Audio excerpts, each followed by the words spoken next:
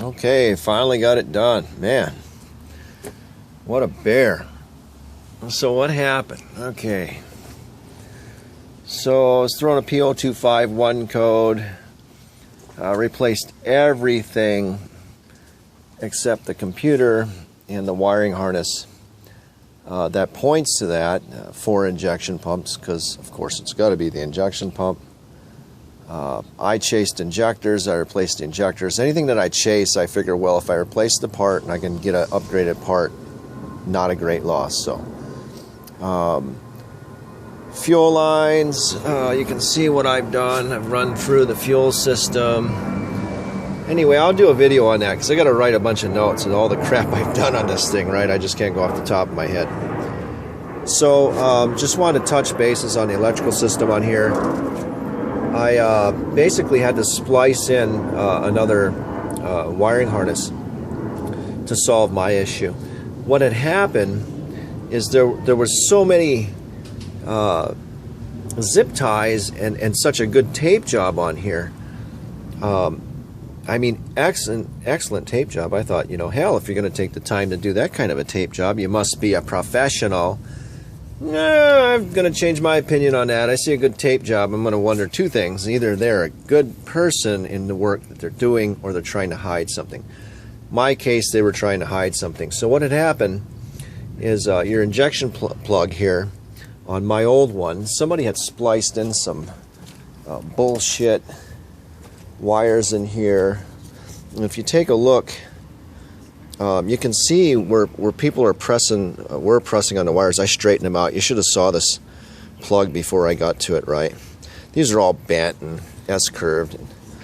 And so anyways, someone's broke wires in here, right? Instead of removing the wire and depinning it and replacing the wire, you know, they shove it in. Oh, it seems to work. And then they put a zip tie on it, and then you can't figure it out. So my recommendation, if you see any zip ties on your motor that don't belong there, cut them all off. See how it runs. And if it runs like crap, you know you got a short, right? And there was another issue with one of the plugs. Of course, I'd mentioned earlier video, this is your glow plug harness, so it really aggravates me, but I guess that's what mechanics do to save time. But they'll still bill you for the full job, right? So they'll just cut your wiring harness. They'll cut the leads and then run another wire up to the relay and do a half-ass job. So I didn't like that. I pulled that out, solved that, fixed that problem. It wasn't a problem. 109 relay and glow plugs were not an issue. This go about, right? So I'm trying to find the plug that was giving me the issue. And let me see if I can dig this thing up. So here it is. So you have your connector on your, now these are shielded, right? So this is the connector for the timing on injector number 3, right? It's 3.2 volts coming through. And you can see here, someone's tried to chase this down. I don't know if the camera can pick it up, but there's a bunch of little pinholes in that wiring where someone's trying to trace out the voltage.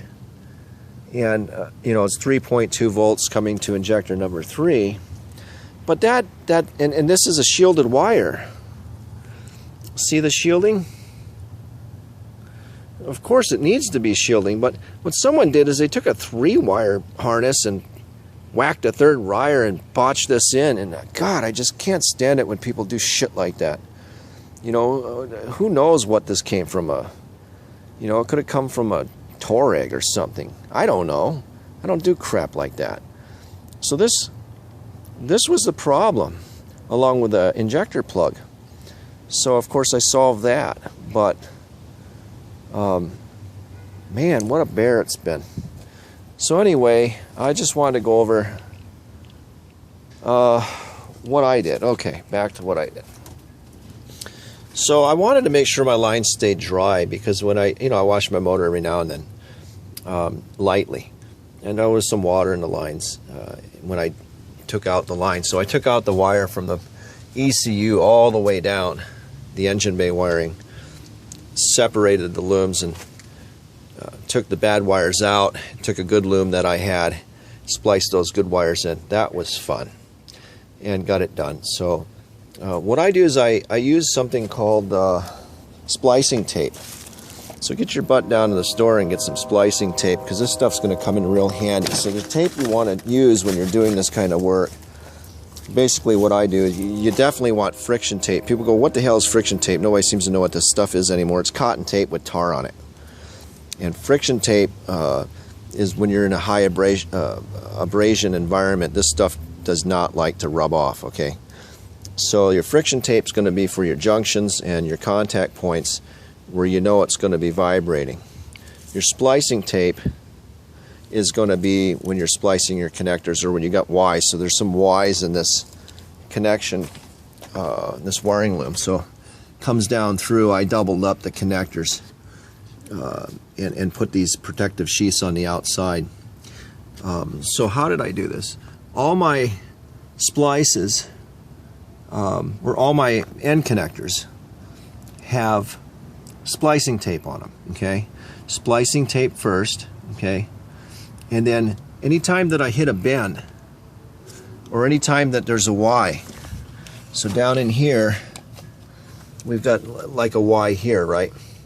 At any juncture where the wire splits or the wire bends around the corner, a sharp bend, not an easy bend. And then down here, here's another Y, right? So it splits off, goes to a plug under here to power other stuff, and then it goes into here, back to the engine compartment. See that there? So anytime there's a Y, use splicing tape on it first, and then use your friction tape. And then I covered everything to waterproof it with rescue tape. And this rescue tape, this rescue tape's, it's really good stuff. I like it. It's basically silicone tape that sticks to itself. And this is what I've been using on the outside of these wires. So that's what you want to get. Get some rescue tape. And, excuse me, that works really well. That's rescue tape on these lines. Not to stop a leak from coming through my fuel line. It's to protect my fuel lines because I don't want them getting brittle. So anyway, yeah, it come out pretty good, and then you got your protective sheath. Anyway, there's splicing tape under the protective sheath, and then you got that plastic sheath. Where the hell is that stuff? This stuff, right? So there's splice tape underneath. Wherever this is, there's splicing tape underneath with some friction tape after that, and then that's covered with this other stuff, right? Rescue tape. And the cool thing about the rescue tape is it's basically silicone. It bonds to itself. So if you look how I did this, there's actually, I start at the hip here on the connectors, and that's wrapped with rescue tape, and it comes down to about here, or excuse me, it's wrapped with splicing tape first, and then rescue tape. And then where I want to stiffen up the connectors so they're not bouncing around, jacking my connections, right, and my pins in here, where I want to stiffen it up, I used friction tape. So basically, I have a waterproof. It's been a long night. I have a waterproof connection. Right, I was up till like 3 in the morning, and I got up at 8 o'clock again to tackle this. So I've got a waterproof sheathing over all my electrical in this motor. The connectors are waterproofed, obviously, inside. And there's dielectric grease in there. But start at the hip, and then wrap it around, and then you can seal this all up. So this is all sealed. So all my connectors are sealed from the hip, all of them, that connect to anything on this motor with respect to the engine bay wiring loom, the lower portion. I didn't, there's a stereo crap and this other crap I'm not too concerned with. But the major components in the engine, that's what I'm worried about. Injector, I don't want to mess with injection number 3 wiring. I was thinking about it, but you know what? These are so touchy, you could fart on them and they'd break. So I'm not even going to play with that. I'm going to leave it alone. But everything else, we've got, I believe this is oil pressure. Yeah, oil pressure sender. That's taped up, reinforced on the end. Injection plug taped up, reinforced on the end. This is fuel cutoff solenoid, taped up, reinforced. Injector number 3, taped up, reinforced. That feeds back to the engine coolant temperature sensor. That's also taped up at the hip, and it goes back to my speedometer. I believe that speedometer back there. I got a zip tied. I don't like that bouncing around my linkage, but I don't know where I'm going to put it yet. So anyway, yeah, there you go. So hopefully this helps somebody out. You know, it took me a long time to do this. I'm very methodical when I'm working. That's why in my videos I sound like I'm just half dead, because I try to do the video when I'm done doing this, but if you only knew how many hours I put into doing this stuff, it's insane. And I'm a diehard, you know, I'll keep going until I get it done. I wouldn't go to bed till I had this wiring done last night. I got done at 3 in the morning and got up again at 8. So actually I was up at 6, but just laid in bed, stared at the ceiling until about 8. So thinking about how to tackle it. So my next thing that I need to do is I need to replace my slave and master cylinder in here, and then I put a hood scoop on here. So I'm going to be, problem is, if you put a hood scoop, you're going to have problems with too much air coming into the engine from the hood scoop. I did a WRX. I don't know if you can see it there. There you go, right? See, I taped it off, and then I cut the hood in here, but the air blows down, and these damn cars don't breathe very much, right? Turn your AC on and put your hand down here. You don't feel very much air. They don't move much air, so that means Volkswagen wants to keep the temperature up on these things. So when I put the hood scoop on, just let the air flow through. It forced air, hot air, to go forward, right? And that was giving me a hotter reading temperature on the components. Valve cover, injection pump, exhaust on the back side stayed the same, but all this stuff increased by 20 degrees, right? My temperature readings. So with my infrared temperature sensor. So I said, you know, I don't want that. So I'm going to be installing a baffle here. It's going to basically be a plate with a spring-loaded plate that when I'm at idle, it closes. And then when I'm going down the road, it'll open up, right?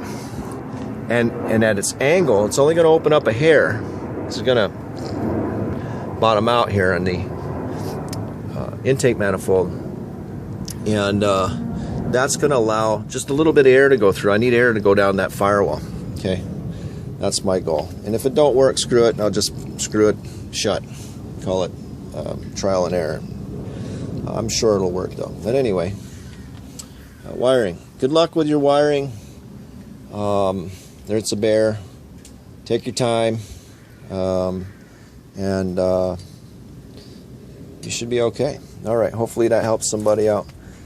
So my problems, the whole problems with this car came down to some jerk wiring in 3-wire cable for the number 3 injector, and then splicing or cutting off the 3rd wire, folding it back. This is shielded wire, by the way. I knew that it had to be shielded because of the signal going through. And then threw this piece of shit in here. So thanks a lot, asshole, whoever did that. Jerk off. And because they were having an issue with that plug, they're also having an issue with the injector plug. So anyway, it's solved. Thank God. I've been driving. I bought this car in October, and it's just been, you know, trying to figure this out. It's been a nightmare. 2 shops in the area, some of the best mechanics in the state. Tri-state area couldn't figure this out. So I want to thank the people that did help me. They'll see the video. I appreciate the help. Those that I know, you know who you are. Thanks for helping me out. I really appreciate it, because I needed a second pair of eyes on this thing, just to clear my mind, because man, it was a bear. So anyway, long story short, it's lovely to drive, to finally be able to drive this car without it throwing a code and shutting off on you about once a day. So I'm glad. Anyway, I'm rambling. I'm going to get out of here and finish this clutch. Have a good day. If anyone has any comments, I sure appreciate it. I'll be doing a final video on this stuff where I'm going to write everything down. I probably got a 2-inch stack of receipts on this car, probably $7,000 in it since October. And explaining what happened. If you have a hood bonnet on your car that's sagging, rip it off. In my opinion, I would rip it off. And then because if it touches the motor, you're going to overheat everything. The motor will not run hot. You will overheat everything if your hood bonnet is sagging. So, peace out. Take care.